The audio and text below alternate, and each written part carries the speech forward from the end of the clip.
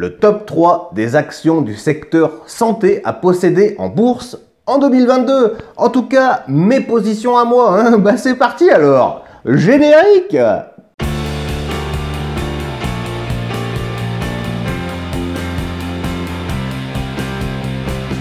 Hey!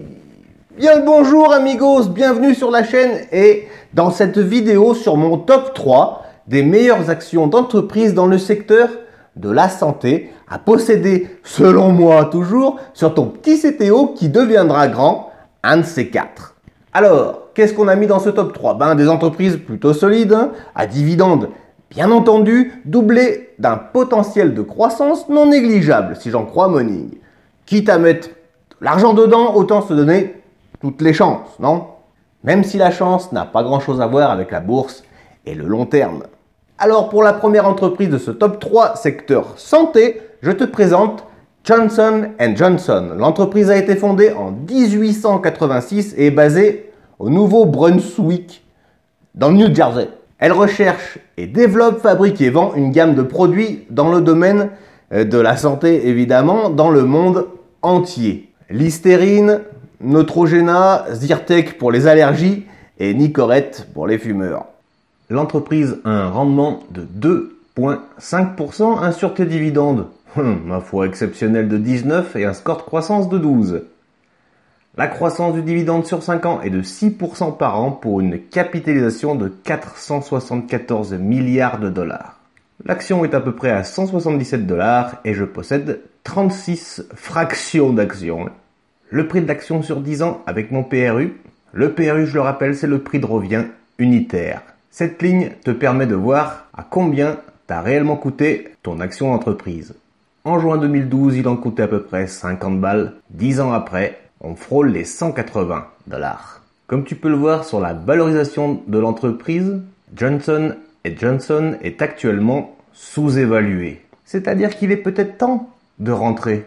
Et ça, c'est la courbe de l'historique du dividende, avec un dividende sans interruption de plus de 30 ans, une fréquence de 4 fois par an pour un montant annuel à terme de 4,52 $. L'entreprise, pour une action, te paye 4,52 $ par an. Jolie courbe en tout cas. Passons, si vous le voulez bien, à la seconde entreprise de ce top 3, secteur de la santé avec AbbVie. La société date de 2012 et est basée à North Chicago, dans l'Illinois. Société donc plutôt jeune, mais ma foi, très prometteuse. Alors spécialisée dans les maladies auto-immunes et intestinales, leucémie, lymphoïde, chronique, je crois que ça s'appelle comme ça, insuffisance pancréatique, cancer avancé de la prostate, maladie de Parkinson, etc. Enfin bref, des saloperies qu'on ne souhaite même pas à son pire ennemi. Pour AbbVie, l'action est à 150 $ environ, avec un rendement de 3,77%, avec un sûreté dividende, ma foi correcte, de 14 et un score de croissance de 12. Une capitalisation de 268 milliards de dollars. Je possède actuellement un peu plus d'une action de l'entreprise AbbVie et vois un peu le prix sur 10 ans, avec au milieu mon PRU. J'ai un prix de revient unitaire d'à peu près 90 $, on va dire, alors que l'action frôle en ce moment les 160 $. Sacrée courbe, hein. Concernant la valorisation de AbbVie, on peut constater que l'entreprise est surévaluée pour l'instant. Écoutez, en toute franchise, ça reste faible, hein. Et l'historique du dividende avec un dividende sans interruption depuis 9 ans à la fréquence de 4 fois par an pour un montant annuel à terme à 5,64 $. Let's go pour la troisième et dernière entreprise de ce top 3 dans le secteur de la santé, et c'est tout simplement le géant Pfizer. Fondé en 1849 quand même et basé à New York. Bien connu pour le vaccin Covid et le Viagra, c'est aussi dans le cardiovasculaire, la pneumococcie, la méningococcie et l'encéphalite que la société opère. T'as parlé d'allergie, ça y est, ça reprend. Une action de Pfizer te coûtera environ 48 $. L'entreprise a un rendement de 3,31%, un sûreté dividende de 15 et un score de croissance de 16. Clairement une entreprise qui évoluera probablement sur les deux tableaux. Un dividende fiable et une croissance fiable aussi. La croissance du dividende d'ailleurs est de 7% par an. avec une capitalisation de 280 milliards de dollars. Et pour Pfizer, je suis rentré il y a environ un an dessus et je possède 13,42 actions. Excellent. Le prix de l'action sur 10 ans, en juin 2012, tu peux voir qu'il en coûtait 15 dollars pour avoir une action, mais de nos jours, on frôle les 50 dollars. Pfizer, comme Johnson & Johnson, est actuellement sous-évalué.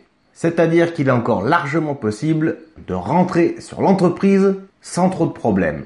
Et l'historique du dividende, il est à 1,60$ actuellement, à la fréquence de 4 fois par an, pour un dividende sans interruption de plus de 30 ans. Bref, que du sûr.